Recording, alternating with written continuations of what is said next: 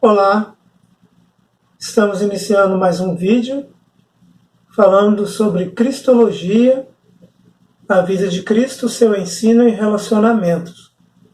E hoje nós vamos falar sobre o ministério da reconciliação de Jesus Cristo. Que pontos importantes a Bíblia nos mostra a respeito da ação de Cristo restaurando a vida das pessoas, renovando a vida das pessoas, reconciliando-as com Deus. E também a exortação a estarmos em comunhão uns com os outros. Vamos ter uma palavra de oração? Pai, em nome de Jesus, que o Senhor esteja nos conduzindo neste momento. Prepara o coração, a mente de cada pessoa que está assistindo esse vídeo, para que o Teu Espírito Santo possa esclarecer, orientar e fortalecer, ó Deus, para cumprir a Tua palavra, em nome de Jesus. Amém. Ministério da Reconciliação de Jesus Cristo. Todos nós sabemos que para vivermos bem, felizes, organizados, nós precisamos de alianças, de acordos e pactos.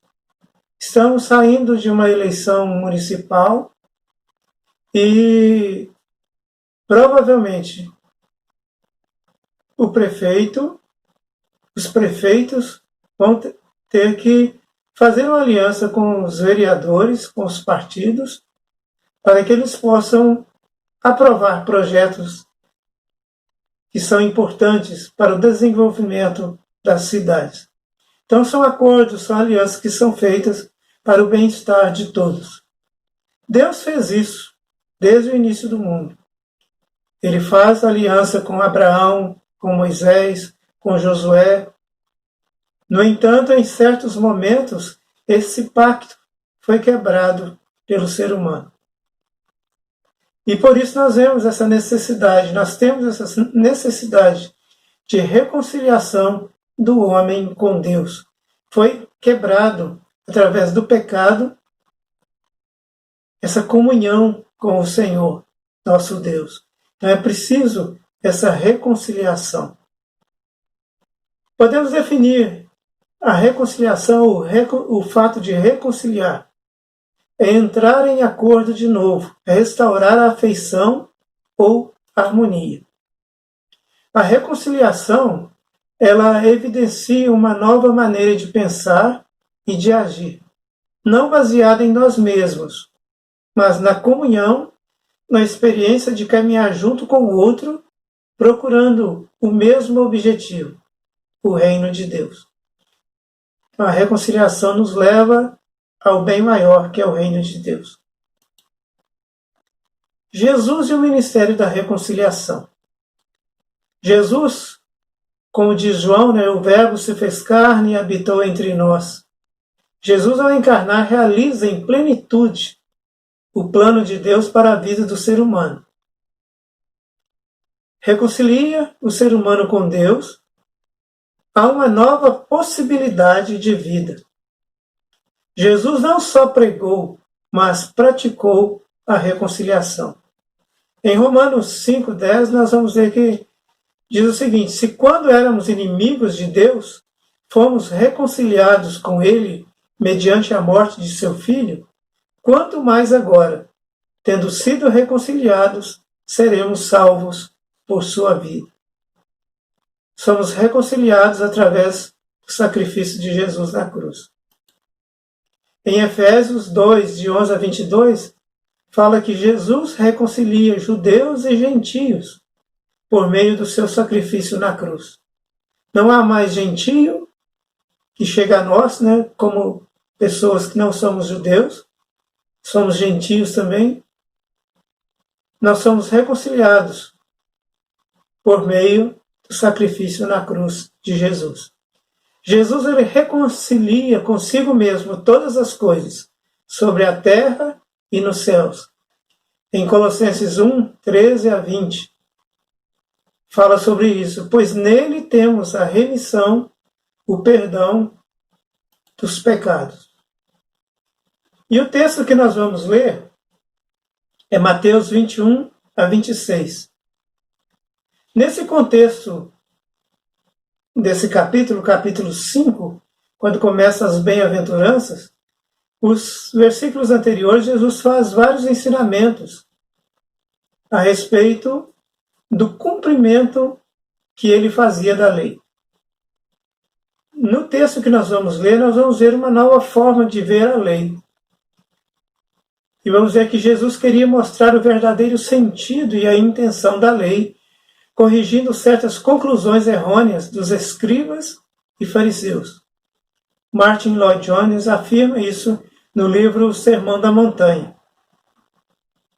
E nós temos alguns princípios práticos sobre isso.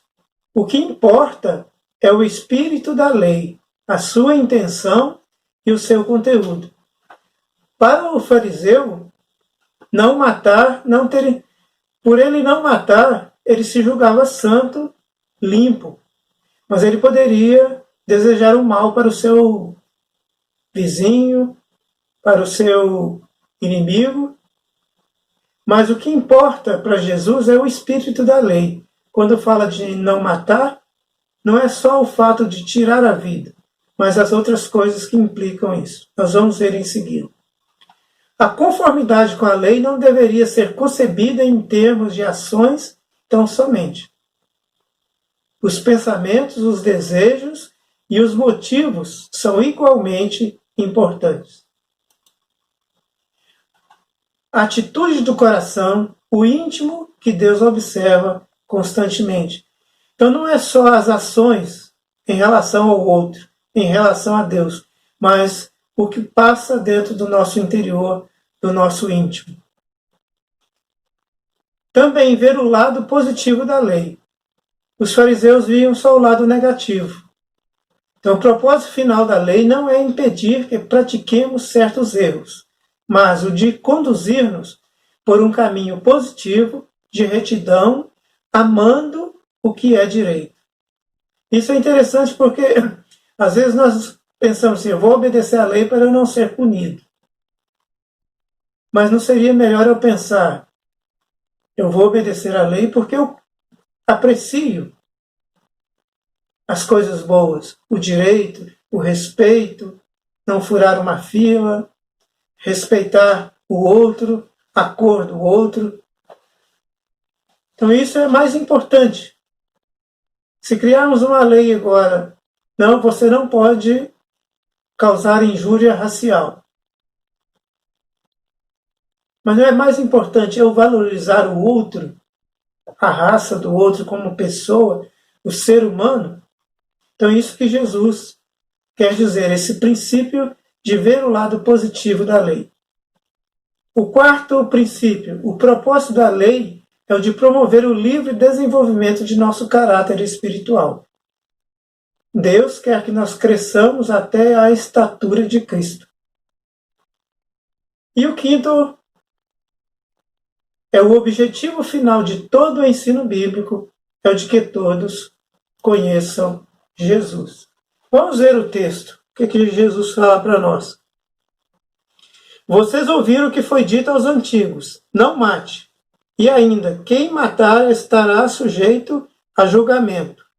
Eu, porém, lhes digo que todo aquele que se irar contra o seu irmão estará sujeito a julgamento. E quem insultar o seu irmão estará sujeito a julgamento do tribunal, ou sinédrio. E quem o chamar de tolo será sujeito ao inferno de fogo. Portanto, se você estiver trazendo a sua oferta ao altar, e lá se lembrar que o seu irmão tem alguma coisa contra você, deixe diante do altar a sua oferta, e vá primeiro reconciliar com seu irmão, e então volte e faça a sua oferta. Entre em acordo sem demora com o seu adversário, enquanto você está com ele a caminho, para que o adversário não entregue você ao juiz, o juiz entregue você ao oficial de justiça e você seja jogado na prisão. Em verdade lhe digo que você não sairá dali enquanto não pagar o último centavo. Jesus aqui, quando ele fala nos versículos 21 e 22, Ele não está desmerecendo a tradição nem os anciãos quando diz eu, porém, vos digo. Mas ele está chamando a atenção para os princípios básicos que nós vimos acima. Ele restaura valores que revelam a presença e a graça de Deus na vida do ser humano, enquanto pessoa e em suas relações humanas e sociais. Para Jesus, a ira era igual a assassinato. Schlatter, ele diz o seguinte, que para os judeus era difícil reconhecer a natureza culposa de processos interiores do coração, isto é, os processos na alma e as atividades mentais. Por isso Jesus afirma, eu, porém, lhes digo que todo aquele que se irá contra o seu irmão estará sujeito a julgamento. Então, para Jesus, essa intenção do coração era tal qual o próprio ato de assassinato. A lei de Deus não olha para a ação, ela vê mais fundo, observa a origem da ação, a mentalidade que está por detrás dela. Como diz Mateus 15:19, pois do coração procedem os maus pensamentos, por exemplo, o homicídio. E quando Jesus afirma, eu, porém, vos digo, aquele que se irá contra seu irmão será sujeito ao julgamento, as palavras vos e irmão apontam para os próprios discípulos. Eles formavam uma comunidade e nessa comunidade não poderia existir ira. Com base no texto original, a ira pode mostrar-se em duas direções, para dentro e para fora. Vista para dentro, a ira equivale a estar amargurado, estar raivoso contra o irmão, ficar exasperado, carregar rancor dentro de si, distanciar-se do irmão, manter-se separado dele e consumir-se intimamente. Para fora, irar significa estar agitado, enfurecer-se, agredir, ser duro e injusto, externar uma mentalidade áspera e ter acessos de cólera. E em 1 Samuel 16:7, a experiência da escolha de Davi para ser o novo rei de Israel, Deus fala para Samuel, né? O homem vê o exterior, porém o Senhor o coração. Cada um de nós precisa cuidar com extrema exatidão do seu relacionamento com o irmão e examinar sempre de novo, à luz da palavra de Deus, seus pensamentos e suas palavras, e perguntar-se, como eu estou em relação a meu irmão? Como ele está comigo? Lutero afirma, tantos membros quantos você possui, tantas maneiras você poderá achar de matar, seja com a mão, a língua, o coração, o gesto, olhando alguém amargamente, não gostando de ouvir falar dele. Tudo isso significa matar. Porque nesse caso o coração e tudo o que há em você está disposto a desejar que ele já estivesse morto. E ainda que a mão fique parada, a língua silencie, os olhos e os ouvidos se escondam, de fato o coração está cheio de assassinato e homicídio. Em tempos tão difíceis de desarmonia, medo, insegurança, falta de controle emocional na sociedade e na própria igreja, nós precisamos buscar o ministério da reconciliação. Como diz Jesus no versículo 25, entre em acordo sem demora com o seu adversário, enquanto você está com ele a caminho, para que o adversário não entregue você ao juiz, o juiz entregue você ao oficial de justiça e você seja jogado na prisão. As contendas revelam um distanciamento das pessoas para com Deus.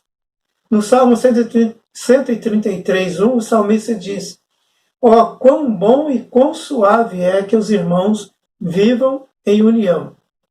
É a reconciliação, é a harmonia. Em 2 Coríntios 5:20 diz: de sorte que somos embaixadores da parte de Cristo, como se Deus por nós rogasse. Rogamo-vos, pois, da parte de Cristo, que vos reconcilieis com Deus. Que nós possamos fazer essa reflexão profunda do nosso comportamento, a fim de verificar como estamos em relação a Deus e o próximo. Não é só a questão da ação de quebrar uma lei, mas aquilo que passa dentro do nosso ser, dentro do nosso interior. Então, que Deus nos abençoe e nos ajude a sermos transparentes e amar o direito, ao invés de apenas respeitar por respeitar, mas desejar o bem, desejar aquilo que é bom e que nos ajuda em comunidade. Que Deus nos abençoe. Amém.